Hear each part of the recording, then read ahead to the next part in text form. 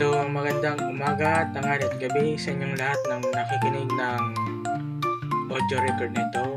Ang i-share ko pong Bible verse for today is Romans chapter 4 verse 24. Kundi para rin sa atin, ituturing tayong matuwid ng Diyos, tayong sumasampalataya sa Kanya, na muling bumuhay kay Jesus na ating Panginoon. Isaiah 54 verse 14.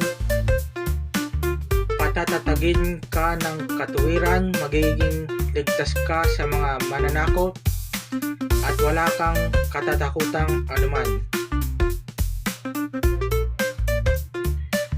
Proverbs chapter 28 verse 1. Tumatakbo ang masama kahit walang humahabol, ngunit panatag ang matuwid, ang katulad ay leon.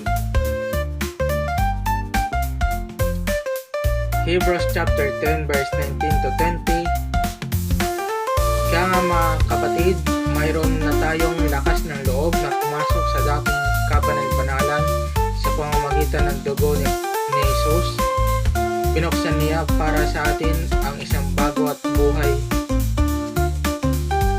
na daan sa gitna ng tabing sa makatuwid ay sa pamamagitan ng kanyang katawan.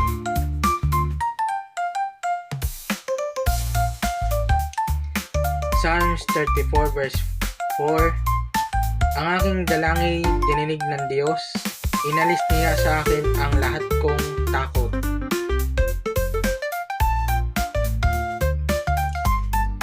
Isaiah 41 verse 1 to 3. Sinabi ni Yahweh, tumahimik kayo at makinig, kayo na nasa malalayong lupain. Pag-ibayuhin ninyo ang inyong lakas at dalhin sa hukuman ang inyong usapin. Doon ang panig ninyo ay papakinggan upang malaman kung sino ang may katuwiran.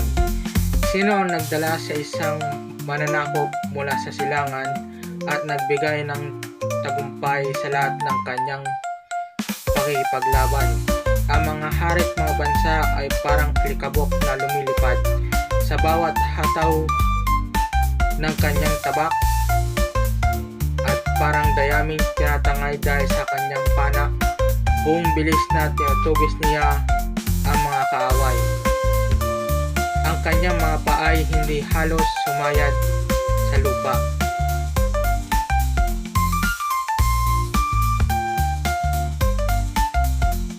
Joshua chapter 1 verse 9. Tandaan mo ang bilin ko, magpakatatag ka at lakasan mo ang iyong loob. Huwag kang matatakot o mawawala ng pag-asa, sapagkat akong si Yahweh na iyong Diyos ay kasama mo saan ka man magpunta. So yun lamang pong Bible verse natin for today. Maraming po salamat sa pakikinig. Paki-share, like, and repost itong audio record nito. Yun lang po. Maraming salamat and God bless.